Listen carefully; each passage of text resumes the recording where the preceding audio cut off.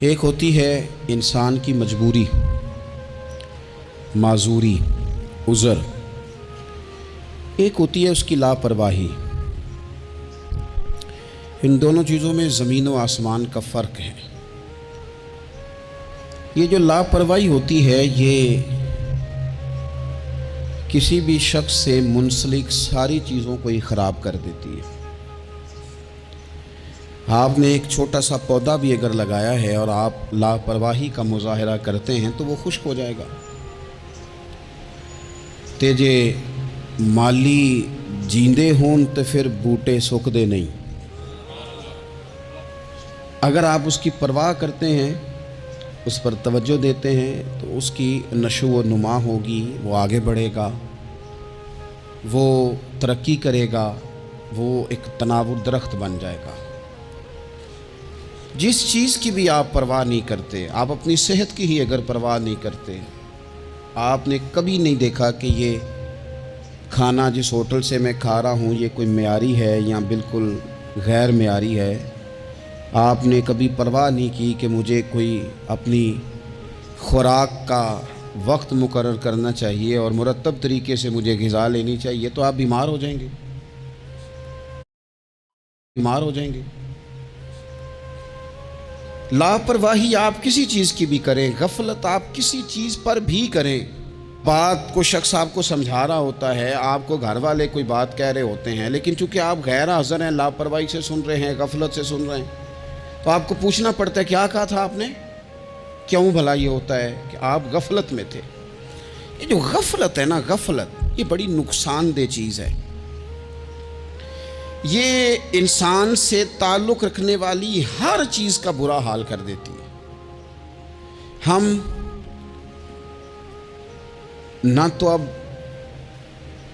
کمزور ہیں، نہ ان پڑھ ہیں، نہ چھوٹے ہیں، نہ جدید دور کے تقاضوں سے ہم نا آشنا ہیں۔ کسی شخص سے بھی آپ گفتگو کریں گے تو اللہ کے فضل سے وہ ڈھیر ساری چیزوں کا ادراک رکھتا ہے، سمجھ رکھتا ہے، شعور رکھتا ہے۔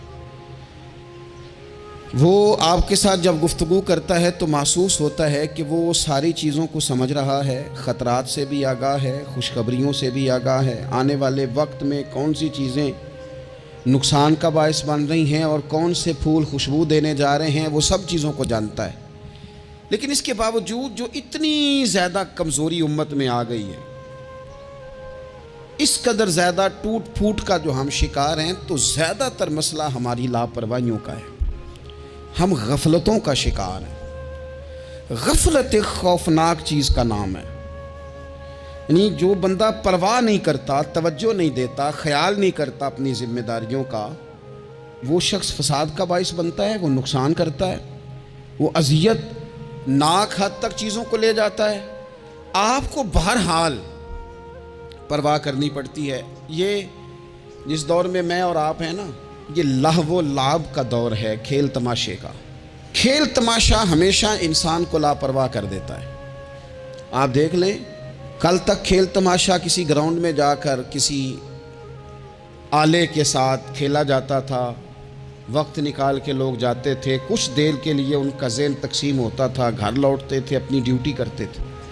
اب کھیل تماشے ہماری جیبوں میں آ گئے، چھوٹا آدمی، بڑا آدمی، اس سے بڑا آدمی، وہ سب اس کھیل تماشے میں مبتلا ہیں، اور وہ مذاق کی کیفیت اتنی دور چلی گئی ہے، میں بڑی معذرت کے ساتھ یہ بات عرض کرنے لگا ہوں کہ بعض اوقات بڑے بھی اس چیز کا شکار ہو کر اس طرح کی بات کرتے ہیں کہ چھوٹے ادھر ادھر دیکھ رہے ہوتے ہیں کہ کیا اس کو یہ بات کرنی چاہیے تھی، لیکن چونکہ ساری رات ساری صبح لگ ہی اس کھیل تماشے میں گئی ہے، لہو و لعب میں گئی ہے، مزاج بن گیا ہے، قوم سنجیدہ نہیں رہی۔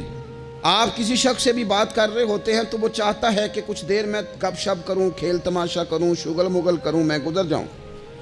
سنجیدگی فکر، مزاج کا ٹھہراؤ۔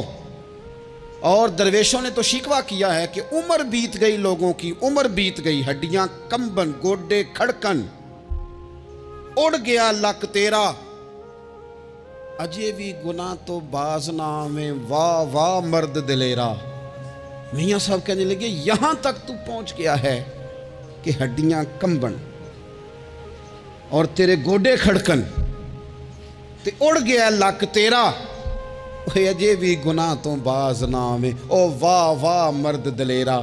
وہ تو اتنا دلیر ہو گیا کہ جب تجھے چاہیے تھا کہ اب ہی تیرے ہاتھ میں استغفار کی تسبیح آتی، اب ہی تجھے سجدے کا ذوق ہوتا۔ ہم اتنے زیادہ غفلت کا شکار ہیں، آپ یقین کریں۔ دیکھو، معافی ہوتی ہے عذر کی، معافی ہوتی ہے معذوری کی، غفلتوں کی معافی۔ جب ہم اسکول میں پڑھتے تھے، مدرسے میں پڑھتے تھے، تو جس بچے کا پتہ چل جاتا تھا نا یہ بیمار تھا، اسے مارنی پڑتی تھی۔ جس کا پتہ چل جاتا تھا نا کہ اس کے گھر میں کوئی پریشانی آ گئی تھی، اسے مارنی پڑتی تھی۔ غصہ دلانے والی بات یہ ہوتی تھی کہ گھر والے کہتے تھے کہ ہم نے تو بھیجا تھا، صبح تیار کر کے بیگ دے کے اس کو روانہ کیا تھا، اور جب پتہ چلتا تھا نا کہ یہ آیا نہیں، وہاں بیٹھ کر وقت گزارا، وہاں بیٹھ کر وقت گزارا۔ اب یہ وہ مسئلہ تھا کہ استاد اس پر یوں ہوتا تھا کہ جس طرح وہ پورے جلال میں آ گئے۔ اس بات نے انہیں اتنا غصہ دلا، وہ تو بیٹھا رہا، جان بوجھ کے نہیں آیا۔ اس کو شدید مار پڑتی تھی۔ جب ہم بڑے ہوئے، کتاب و سنت کو دیکھا تو کچھ چیزیں عجیب سی سمجھ میں آئیں۔ سیاستہ میں حدیث موجود ہے کہ صحابہ کرام علیہم رضوان فرماتے ہیں کہ ایک جنگ کا موقع تھا، تو وہ رستے بڑے سخت تھے، دشوار گزار گھاٹیاں تھیں، بڑی مشکل سے ہم نے وہ راہیں طے کی۔ ہمیں لگا کہ اس جہاد پر ہمیں بہت اجر ملے گا، اور پھر ہمارے دلوں میں یہ بھی خیال آتا تھا کہ فلاں فلاں فلاں فلاں تو صحابی آئے نہیں، وہ تو گھر میں رہے۔ اللہ کے محبوب صلی اللہ تعالیٰ علیہ وسلم نے ہمارے ان خیالات کو بھانپا اور کریم فرمانے لگے، تمہیں اس جہاد پر بڑا اجر ملے گا، لیکن یاد رکھنا تمہارے کچھ بھائی ہیں جو گھروں میں بیٹھے ہیں، مجبوریوں نے، آزمائشوں نے، پریشانیوں نے، عذر نے انہیں آنے نہیں دیا۔ جتنا تمہیں صبر کر کے، مشقت جھیل کے، سفر کر کے جہاد کا ثواب ملے گا، اتنا ہی انہیں گھر بیٹھے بیٹھے بھی ثواب ملے گا۔ آئے نہیں۔ یہ کس بندے کا معاملہ ہے جو عذر والا ہے؟ اور اگر کسی کے اجتہاد میں غفلت ہو گئی، حضرت کعب بن مالک رضی اللہ تعالیٰ، یہ بھی صحیح بخاری میں، کل چلا جاؤں گا، حضور تو جہاد پہ چلے گئے لیکن اجتہاد میں غفلت ہو گئی، کل چلا جاؤں گا، پرسوں جاؤں گا، ترسوں، فرماتے ہیں میں جا ہی نہیں سکا، حضور واپس آ گئے۔ جن منافقوں نے جھوٹ بولے جا کے کہ یہ مسئلہ ہو گیا تھا، یہ مسئلہ ہو گیا تھا، ان کو تو مل گئی معافی، لیکن میں چونکہ مخلصین میں سے تھا خدا کے فضل سے، اور ہو گئی تھی غفلت، 50 دن نبی کریم مجھ سے ناراض رہے۔ 50 دن اللہ کے لیے کہ تو رب کے رستے میں جہاد کرنے نہیں آیا، 50 دن حضور ناراض رہے۔ فرماتے تھے مدینے کی گلیاں میری تھیں، سب میرے اپنے تھے، پر کریم جو ناراض تھے تو کوئی پھر سلام بھی نہیں لیتا تھا۔ مجھے یوں لگتا تھا کہ مجھے دیکھ کر